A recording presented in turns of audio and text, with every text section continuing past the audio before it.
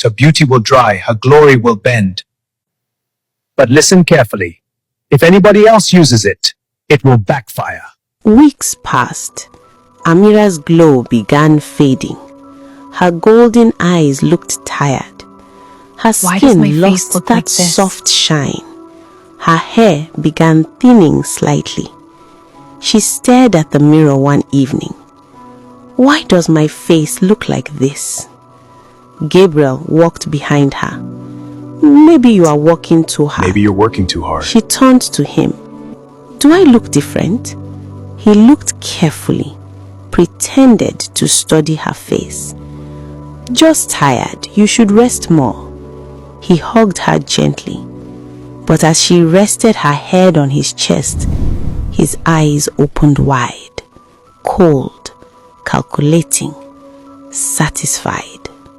Her friend Temi showed up unexpectedly one evening. When Amira opened the door, Temi gasped. Amira, what is wrong with you? Amira forced a smile. I'm fine. I'm fine. Oh, Temi, long Temi time. stepped closer. You look drained. Gabriel entered the living room. Oh, Temi, long time. Temi looked at him, her eyes sharp. They all sat. Temi leaned closer to Amira. Have you checked everything in your house? Amira frowned. What do you mean? Temi lowered her voice. I don't feel peace here. I don't feel peace here. Gabriel laughed Village lightly. suspicions. Temi, you and your village suspicions. Temi didn't smile.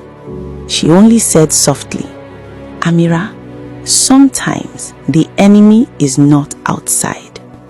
Amira's face changed immediately. Temi, stop. Don't disrespect my husband. Gabriel looked down, hiding a smile. Temi didn't argue again. She just looked at Amira one last time. Not angry, just disappointed. I pray you wake up before it's too late. She left. And that was the last time Amira allowed her best friend into her home. Zara stood by the bathroom door, watching her mother brush her hair. Mommy, your hair is falling. Amira looked down, strands on the sink. Her heart skipped. She forced a smile. It's normal. But inside, fear started growing. Zion walked in quietly. Mommy, are you dying? Amira froze. Her throat tightened. No, my love, I'm not. But even she wasn't sure anymore. That evening, Gabriel stepped outside to the balcony, phone pressed to his ear.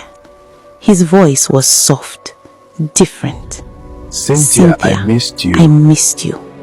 Soft laughter from the other side. You sure? You sure? Gabriel smiled. I know fit forget the way you handled me that last time. Cynthia laughed quietly. And you said you were tired. Tired with you? Never. Never. Pause. I love you. Zara was standing in the hallway. She froze. Her small heart began to beat fast. She had never heard her father talk like that to her mother before. She listened again. Gabriel lowered his voice. Everything will settle. Soon, I can't wait everything will settle. I can't wait to have you here. Zara's eyes filled with tears. Zara ran into her mother's room. Mommy. Amira looked up weakly. What is it? Zara hesitated, then said it. Daddy, I heard on the phone, he told someone he loves her. What? Amira's body still still. Her heart skipped, but she forced a small smile. Daddy tells me he loves me every day. Zara shook her head. No, Mommy, it wasn't like that. Amira looked away slowly. Zara, don't create problems where there are none. Her voice was tired, soft, in denial. Zara stood there helpless because she knew what she heard, and for the first time, she realized her mother was not just sick, She was blind in love. Amira woke up that This is not morning with stress. fear in her chest. Am I sick? Her pillow was covered in strands of hair. Not small ones, large pieces. She sat up slowly and touched her scalp. More hair came off in her fingers. Her heart began to race. This is not stress. She stood in front of the mirror. Her golden eyes looked dull, her cheeks slightly hollow, her glow fading. She whispered to herself, Am I sick? Am I sick? For the first time, real fear entered her body. She went to the hospital alone. Gabriel said he was busy. She sat quietly in the waiting room, women around her, children crying, the smell of antiseptic. She kept touching her hair unconsciously. The doctor examined her. Blood test, scan, full checkup. She waited. An hour later, the doctor called her inside. Mrs. Danjuma? Her heart pounded. Yes, doctor? She looked at her file. Your results are normal. She blinked. Normal? Normal? Yes. Yes. Nothing serious, no infection, Nothing no serious. No infection, no cancer markers, no internal disease. She felt relief. Real relief. So I'm okay. You are medically fine. Maybe stress. Rest well. Eat properly. She nodded slowly. Thank you, doctor. She walked out smiling softly. Maybe she was overthinking. Maybe it was just stress. Maybe everything would go back to normal. She didn't know the sickness was not medical. She entered the house that afternoon. Gabriel looked up from his phone. How did it go? She smiled weakly. They said nothing is wrong with me. Gabriel's face froze for half a second. Nothing? Yes, all tests normal. Good. Gabriel forced a smile. Good. I told you it's just stress. Gabriel sat beside her gently. Baby, let me manage your accounts. Let me manage so your you can accounts rest. for now. Okay. So you Maybe can this rest. promotion was too much for you. Amira nodded weakly. She trusted him with everything.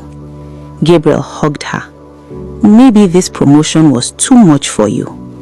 Also, I think you need more quiet Also, I think space. you need more quiet space. Amira blinked What do you mean? weakly. The boys' What quarters do is you calm. mean? No noise. You can rest better. The boys' quarters The is boys' calm. quarters is No calm. noise. No noise. You can rest You better. can rest better. Her heart skipped. You want me to leave my own room? It's temporary. She stared at him, searching his face, looking for love. She saw none. Zara overheard and ran inside. Daddy, no. Mommy stays here. Mommy Go to stays your room. here. Gabriel's voice became sharp. Go to your room. Zara froze. Zion started crying silently. Amira stood up slowly, weak, thin, holding the wall for support. It's okay, she whispered. She packed small things and walked out of her own bedroom into the small boys' quarters. The door closed behind her. Inside that tiny room, she sat on the floor, looked at her reflection in a small mirror.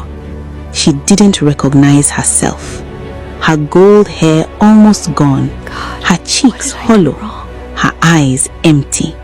She touched her face and whispered weakly, God, what did I do wrong?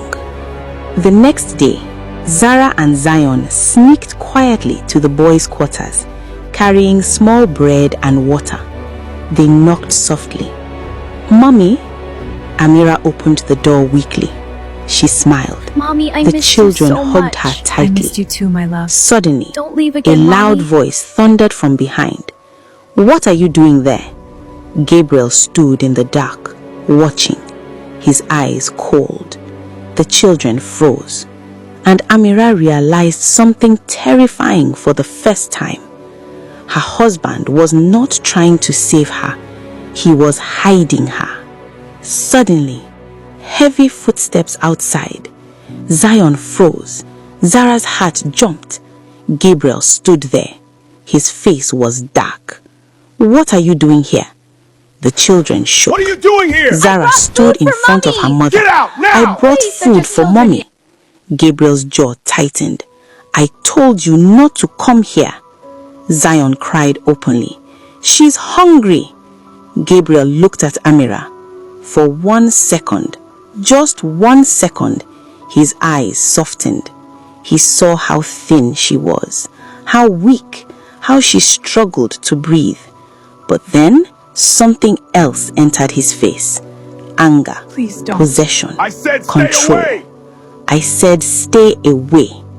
They cried as he dragged them out. Zara screamed, "Mommy!" The door slammed. Zara and Zion's footsteps faded down the hallway. Silence returned. Amira lay on the cold floor, too weak to stand, too helpless to protect her own children. Tears ran from her eyes quietly, her chest rising heavily.